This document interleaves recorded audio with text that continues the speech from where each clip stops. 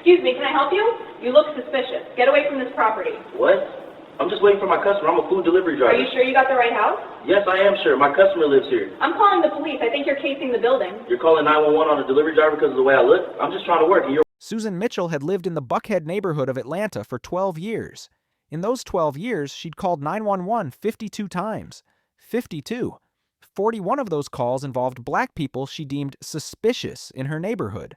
A black landscaper working on a neighbor's yard was reported as trespassing. A black woman jogging through the neighborhood was reported as fleeing from something.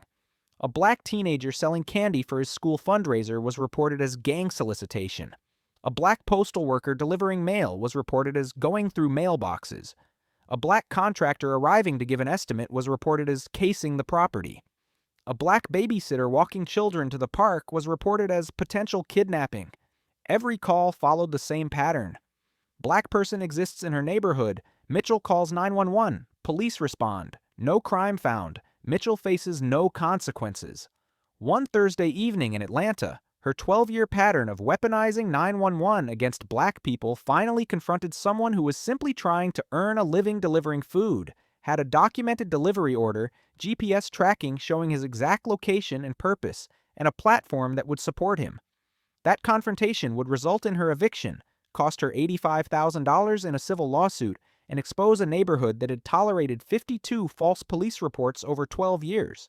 Terrell Washington, a 29-year-old DoorDash driver and graduate student, was sitting in his car outside a luxury townhouse in Buckhead, waiting for his customer to come down and collect their food order. His DoorDash app was open on his phone, the customer's order confirmation visible on his screen, his insulated delivery bag in the passenger seat. The Thai food he'd picked up was still hot, the receipt stapled to the bag, the customer's delivery instructions clearly stating to wait outside. No crime, no trespassing, no suspicious behavior, just a delivery driver waiting for a customer. But Susan Mitchell saw him through a lens so warped by racial assumptions that she couldn't process a black man in a car as someone legitimately working. Before we continue, where are you watching from? Hit that subscribe button. These stories need attention. Atlanta, Georgia. Buckhead, one of the city's wealthiest neighborhoods with tree-lined streets, luxury homes, and gated communities. The area attracted affluent professionals who valued privacy and security. Property values regularly exceeded $1 million. The neighborhood had a reputation for exclusivity and vigilant residents who prided themselves on keeping the neighborhood safe. It was 7:30 p.m. on a Thursday evening, temperature 72 degrees, clear skies. Dinner time in an upscale neighborhood. Residents were arriving home from work, children played in yards, the smell of grilled food wafted through the air. Terrell Washington was a graduate student at Georgia State University studying public policy while working as a DoorDash driver to pay his tuition. He'd graduated from Morehouse College with honors, earned a scholarship for graduate school, but still needed extra income to cover living expenses. He'd been delivering food for DoorDash for 18 months, maintaining a 4.9-star rating with over 2,000 deliveries. He knew the city well, handled orders professionally, and treated customers with courtesy. He was working toward a master's degree that would lead to a career in urban planning. His thesis focused on equitable city development and access to public services. He'd published an article in an academic journal about transportation policy. He worked delivery shifts in the evenings and weekends between classes and research. The income helped him avoid taking on more student debt while pursuing his passion for public service. That evening, Terrell had accepted a DoorDash order. Thai food from a popular restaurant, $47 order, delivering to a townhouse in Buckhead. The customer's instructions were clear. Park in front, text when you arrive, I'll come down. Terrell had texted the customer, parked legally on the street in front of the correct address, turned on his hazard lights as he always did, and was waiting with the food when he noticed a woman staring at him from her front yard across the street. He checked his phone. The customer had responded, "Be right there, just finishing something." He waited, listening to a podcast about municipal governance while the food stayed warm in the insulated bag. Do you think people should verify situations before calling 911? Drop your answer below. Susan Mitchell had made those 52 calls to 911 over 12 years. 41 involved black people in her neighborhood, a pattern so clear it should have resulted in consequences years ago. But Atlanta PD responded to every call, found no crimes, and nothing changed. The Neighborhood Homeowners Association had received complaints about Mitchell's behavior from other residents, from service workers, even from neighbors who found her calls excessive and embarrassing. But no action was taken beyond gentle suggestions that she be more discerning in her safety concerns. That evening, Mitchell was watering her plants in her front yard when she saw Terrell's car parked on the street, a black man sitting inside looking at his phone. To her, this didn't look like a delivery driver. It looked like someone planning something criminal. "What are you doing in this neighborhood?" Terrell looked up, confused by the hostile tone. "I'm delivering food, ma'am. I'm waiting for the customer to come down." "Delivering food? I don't believe you. You're casing houses." Terrell held up his phone, showing the DoorDash app with the active order clearly visible. "No, ma'am, I'm a DoorDash driver. See? The customer ordered Thai food. I texted them. They said they're coming down. I'm just waiting here like they asked."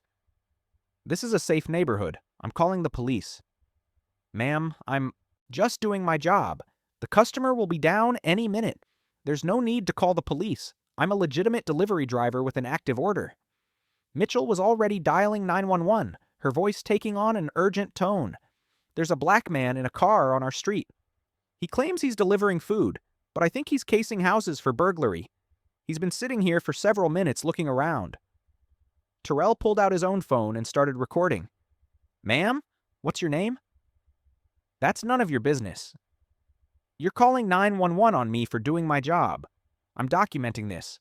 I'm a DoorDash driver. I have an active order. The customer is coming down. I'm not casing anything. I'm parked legally. I have delivery confirmation right here on my phone."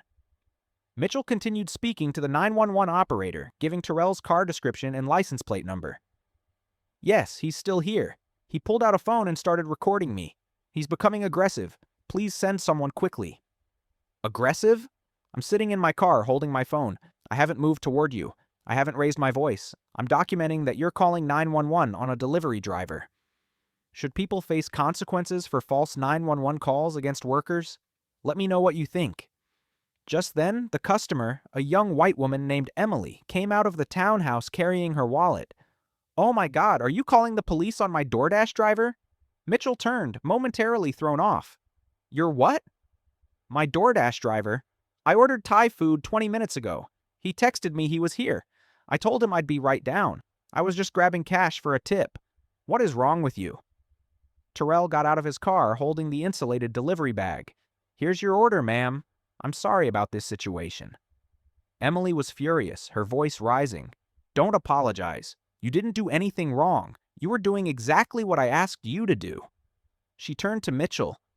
"You called 911 on someone delivering my food? That's insane. And racist. How many times have you done this?" Mitchell tried to justify herself. "I didn't know he was legitimate. He was just sitting there.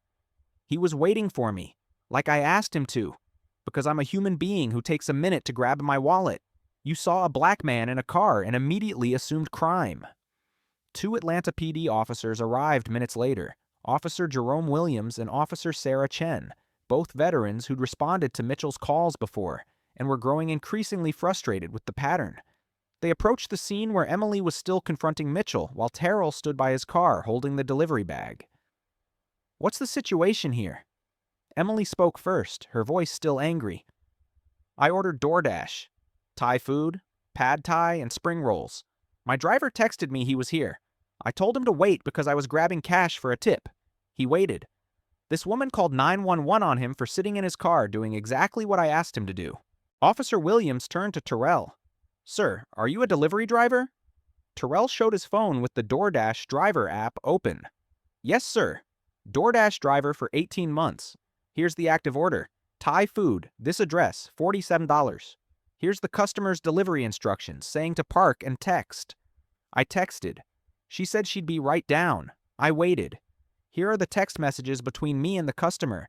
That woman called 911 because I was waiting in my car." Officer Chen reviewed the DoorDash app, saw the completed delivery, the GPS tracking showing his route from the restaurant to this exact address, the timestamp of when he arrived, everything documenting a legitimate delivery. She turned to Mitchell. "Ma'am, why did you call 911?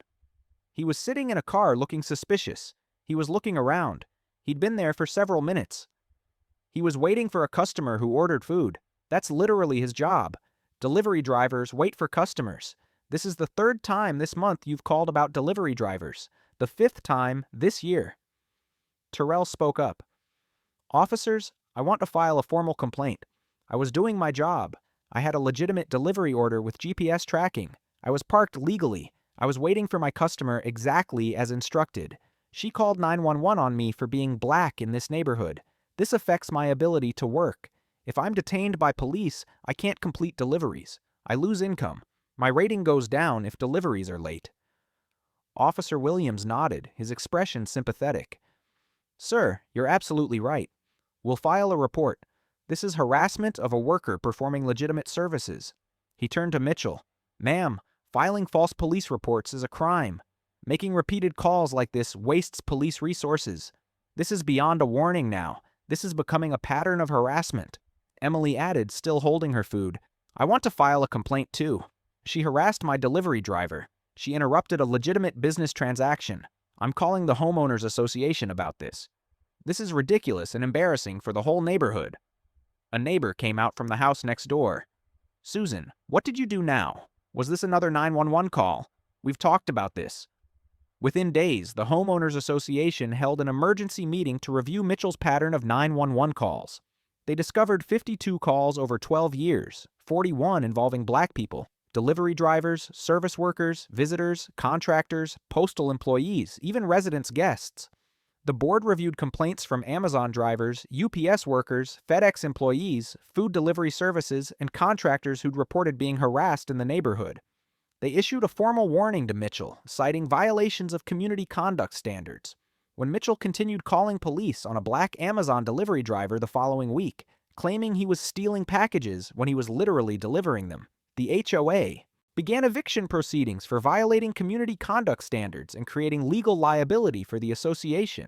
Terrell filed a civil lawsuit against Susan Mitchell for harassment, defamation, intentional infliction of emotional distress, and interference with his employment and economic opportunity. His complaint detailed Mitchell's 52 calls over 12 years, her pattern of targeting black people, and the economic harm of being unable to complete deliveries safely. He included documentation of the delivery, witness statements, the 911 call recording, and expert testimony about the economic impact on gig workers who are falsely reported to police. Mitchell's attorneys tried to claim she had legitimate safety concerns and was simply being vigilant about neighborhood security. But her call records destroyed that defense. 41 calls about black people, 11 about other issues, 0 crimes ever found. Discovery revealed she'd never called 911 about white delivery drivers, white service workers, white contractors, or white visitors to the neighborhood. Data showed dozens of white workers had performed identical activities, sitting in cars, waiting for customers, looking at phones, without Mitchell ever reporting them. The racial disparity was undeniable and statistically significant. The case settled 14 months later. Susan Mitchell paid Terrell Washington $85,000 in damages. She was required to complete 40 hours of racial bias counseling and perform 100 hours of community service at organizations serving communities of color. The HOA also evicted her for repeated violations of community standards. The settlement included a clause requiring Mitchell to acknowledge that her calls were racially motivated and inappropriate. Why do people weaponize 911 against workers just doing their jobs? Comment your thoughts. Terrell used part of his settlement to pay off his graduate school tuition completely, eliminating the need to work delivery shifts and allowing him to focus on his studies and research. He testified before the Atlanta City Council about the impact of false 911 BC Cafe false 911 calls on gig economy workers. I'm a graduate student working my way through school. I deliver food to pay my bills and avoid student debt. I had a legitimate order, a customer waiting, GPS tracking, everything documented. And Susan Mitchell called 911 on me for being black in Buckhead while waiting to hand someone their dinner. He continued, his voice carrying both frustration and scholarly analysis. 52 calls in 12 years, 41 targeting black people. That's not safety. That's systematic racism. I couldn't complete my delivery efficiently because I was being interrogated for existing. How many other drivers has she done this to? How many lost income because of her calls? How many were late to other deliveries because police detained them? How many saw their ratings drop because customers thought they were slow? The $85,000 helps with my education, but it doesn't erase being treated like a criminal for delivering someone's dinner. It doesn't undo the anxiety of wondering if every delivery to a wealthy neighborhood will result in a 911 call. He pulled out research he'd compiled. I surveyed delivery drivers in Atlanta. 43% of black drivers reported being questioned by police or residents while making deliveries in affluent white neighborhoods. Only 7% of white drivers reported similar experiences. That disparity isn't coincidental. It's structural racism playing out in everyday economic activity. Atlanta PD implemented comprehensive policies addressing harassment of service workers, financial penalties for false 911 calls about workers with verifiable employment, automatic investigation after 2 unsubstantiated calls from the same person, protection for gig economy, workers with verification systems, partnership with delivery platforms to confirm legitimate workers, community education about appropriate 911 use, and data collection on calls involving service workers to identify patterns. This wasn't about one Thursday evening in Buckhead. This was about Susan Mitchell making 52 false calls over 12 years targeting people just trying to work and earn a living. This was about a system that responded to every call but never held the caller accountable until the cost became too high to ignore. Mitchell paid $85,000 and lost her home in an affluent neighborhood she'd lived in for 12 years. But that came after 52 calls, 12 years of harassment, and countless workers who were detained, delayed, and treated as criminals for doing their jobs. Comment if false 911 calls against workers should result in automatic penalties after the first unsubstantiated call. Comment if platforms like DoorDash, Amazon, and UPS should be able to sue people who repeatedly harass their workers. And if these stories matter, if you think gig economy workers deserve protection from racial harassment, then hit that subscribe button. We're exposing people who weaponize emergency services against workers just trying to earn a living. This isn't about one woman or one driver. It's about protecting people trying to work, about holding accountable those who use 911 as a weapon of racial control, and about recognizing that delivery drivers, postal workers, and service professionals deserve to do their jobs without being treated as criminals because of their race.